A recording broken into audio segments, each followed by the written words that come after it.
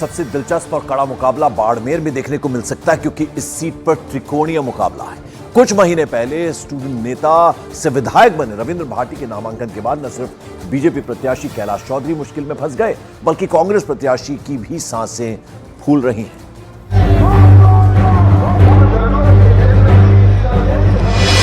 राजस्थान की बाड़मेर बनी hot seat. Barmer में त्रिकोणीय मुकाबला, रविंद्र भाटी का निर्दलीय प्रत्याशी के तौर पर नामांकन। बाड़मेर लोकसभा सीट पर त्रिकोणीय मुकाबले की संभावना बढ़ गई है। निर्दलीय उम्मीदवार के रूप में विधायक रविंद्र सिंह भाटी की ओर से 30 मार्च को 2 नामांकन पत्र दाखिल किए गए थे। इसके बाद भाटी ने गुरुवार को भी नामांकन दाखिल किया। रविंद्र भाटी की बाड़मेर में नामांकन रैली में भारी भीड़ उमड़ी है। इस वक्त हम देखिए कि रैली खत्म हुई और सैलाब नजर आ रहा, सड़क पर सैलाब नजर आ रहा, भारी भीड़ नजर आ रही है यहाँ पर। हालांकि इससे पहले एक दिन कांग्रेस प्रत्याशी की नामांकन सभा में भी भीड़ थी। तुलना आप कीजिए कि किसकी ज्यादा भीड़ है, लेकिन इस भीड़ ने इस चुनाव को काफी रोचक बना दिया है। आप देखिए कि किस तरीके से जो यहाँ पर त्रिकोणीय मुकाबला की जो तस्वीर बनी है पूरे राजस्थान के अंदर सबसे रितिज है। आप देखिए किस तरीके से यहाँ पर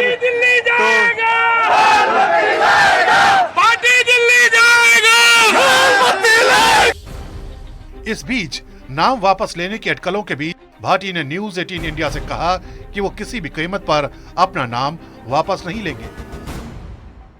36 कौम रो आशीर्वाद में भेड़ो है, सब रो आशीर्वाद मारे भेड़ो है। जातिगत व्यवस्था रे हिसाब रे मीना तो सिर्फ विधानसभा रो चुनाव भी संभव को नहीं था। परिस्थितियां बनी, 36 कौम रे लोगों आशीर्वाद राख्यो और हूँ विश्वास रे भेड़ो कह सका आने वाले लोकसभा चुनाव रे मीना 26 तारीख रो जो चुनाव है उस दिन भी 36 कौम रा लोग आशीर्वाद राख से और 4 तारीख रो एक ऐतिहासिक वोटां रे भेड़ी बाड़मेर, जैसलमेर और बालोतरा री जनता री जीत।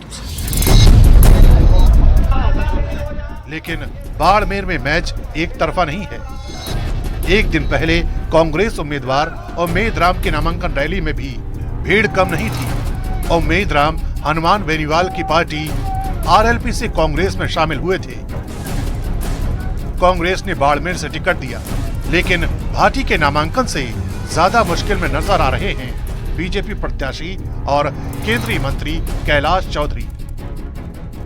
वजह है भाटी के नामांकन से परंपरागत राजपूत वोट और मोदी से प्रभावित युवा और महिला वोट बैंक में सेध का खतरा। चौधरी का कहना है कि आखिर में वोट मोदी के नाम पर ही पड़ेगा। बिल्कुल मोदी जी की गारंटी है। मोदी जी ने जो कहते हैं वो करते हैं। मोदी जी ने जो जो घोषणाएं की है वो पूरी हुई है और आगे भी जो घोषणा की है वो पूरी होगी।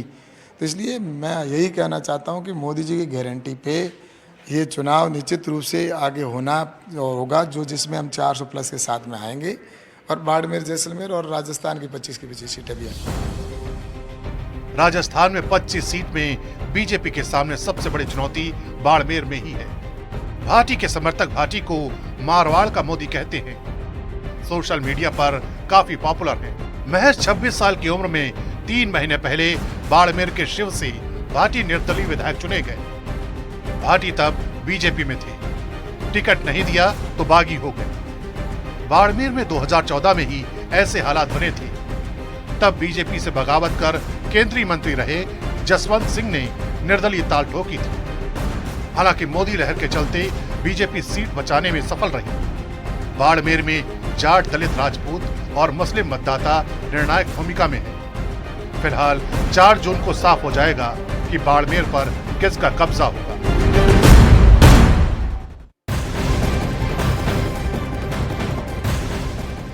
मॉर्निंग प्राइम में ब्रेकिंग न्यूज आपको दे दें। विदेश मंत्री एस जयशंकर ने संयुक्त राष्ट्र के एक वरिष्ठ अधिकारी की हालिया टिप्पणी पर अपनी प्रतिक्रिया, अपना रिएक्शन दिया और कहा है कि संयुक्त राष्ट्र को उन्हें यह बताने की जरूरत नहीं है। जयशंकर ने भारत में चुनावों पर दिए गए संयुक्त राष्ट्र के एक वरिष्ठ अधिकारी की टिप्पणी को खारिज करते हुए कहा कि यूएन को यह बताने की जरूरत नहीं है कि देश में चुनाव स्वतंत्र और निष्पक्ष होने चाहिए। विदेश मंत्री ने आगे कहा कि संयुक्त राष्ट्र को यह कहने की जरूरत नहीं है कि भारत में चुनाव स्वतंत्र और निष्पक्ष होना चाहिए।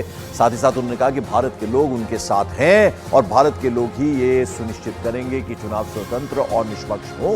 इसलिए इसके बारे में संयुक्त राष्ट्र के अधिकारी चिंता ना करें, ये कहा है डॉक्टर एस जयशंकर ने।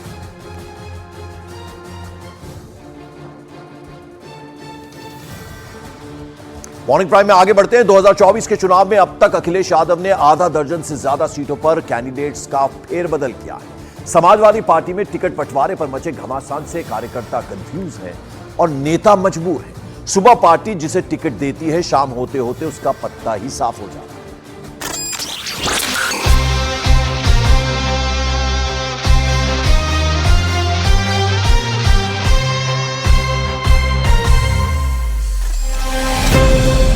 सुबह शिवपाल यादव, दोपहर को आदित्य यादव, शाम को एसटी हसन, रात ढलते रुचि वीरा, सुबह अतुल प्रधान, शाम होते होते सुनीता वर्मा उम्मीदवार।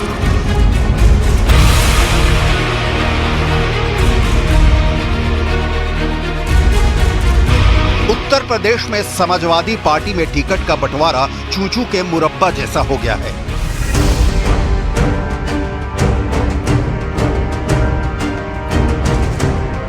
बिना शुद्ध सॉलिड मिश्रण, बिना किसी समीकरण, बिना किसी जमीनी हकीकत, जब जिसका जी आया उसके मुताबिक उम्मीदवार बदल दिए जाते हैं। आलम यह है कि उत्तर प्रदेश में समाजवादी पार्टी अब तक अपने आधे दर्जन से ज्यादा उम्मीदवार बदल चुकी है। बागपत, संभल, मिश्रिक, बिजनौर, रामपुर, मुरादाबाद, गौतम बुद्ध नगर, मेरठ, ये उन सीटों के नाम है जहां अब तक उम्मीदवार बदले जा चुके हैं। कहीं एक बार तो कहीं 2 बार और कहीं 3 बार। अभी भी कई उम्मीदवार ऐसे हैं जिनकी पक्की उम्मीदवारी पर मुहर लगनी बाकी है। कंफ्यूजन ही कंफ्यूजन है। दरवाजे पर चुनाव है और सॉल्यूशन पता नहीं। ताजा मामला देखिए।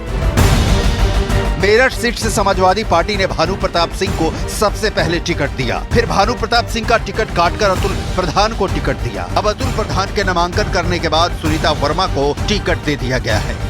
फैसला माननीय राष्ट्रीय अध्यक्ष जी ने किया है कि और पार्टी ने फैसला किया है कि इस बार आप चुनाव नहीं लड़ेंगे मेरठ में। मान लिया हमारा सिंबल हो गया था, टिकट हो गया था, लेकिन पार्टी ने निर्णय लिया है कि वहाँ पर योगेश वर्मा जी की शायद वाइफ का उन्होंने निर्णय लिया है। समाजवादी पार्टी में टिकट बंटवारे को लेकर घमासान लगातार जारी है। जिस तरीके से मेरठ लोकसभा सीट से समाजवादी पार्टी के उम्मीदवार अतुल प्रधान ने नॉमिनेशन किया, लेकिन सुबह होते होते उनका टिकट कट गया। टिकट मिलने और कटने का सिलसिला जिस तरीके से समाजवादी पार्टी में चल रहा है, समाजवादी पार्टी का अंदर का घमासान की तस्वीरें साफ नजर आ रही हैं। मेरठ से आगे गौतम बुद्ध नगर है, मतलब नोएडा।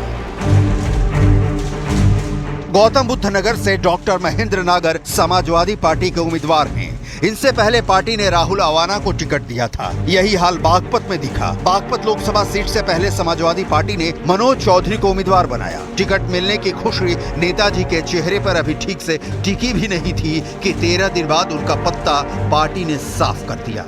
मनोज चौधरी का टिकट काटकर साहिबाबाद के पूर्व विधायक अमरपाल शर्मा को प्रत्याशी घोषित कर दिया।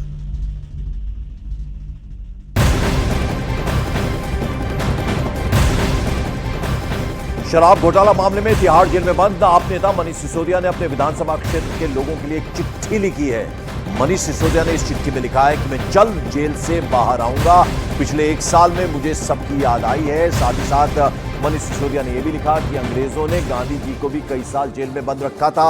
बता दें कि यह चिट्ठी मनीष सिसोदिया ने 15 मार्च को तिहाड़ जेल से लिखी थी और सीधे सीधे ये लोगों के नाम उन्होंने चिट्ठी लिखी है कि अंग्रेजों को भी सत्ता का घमंड था, गांधी जी को भी कई सालों तक जेल में बंद करके रखा गया था।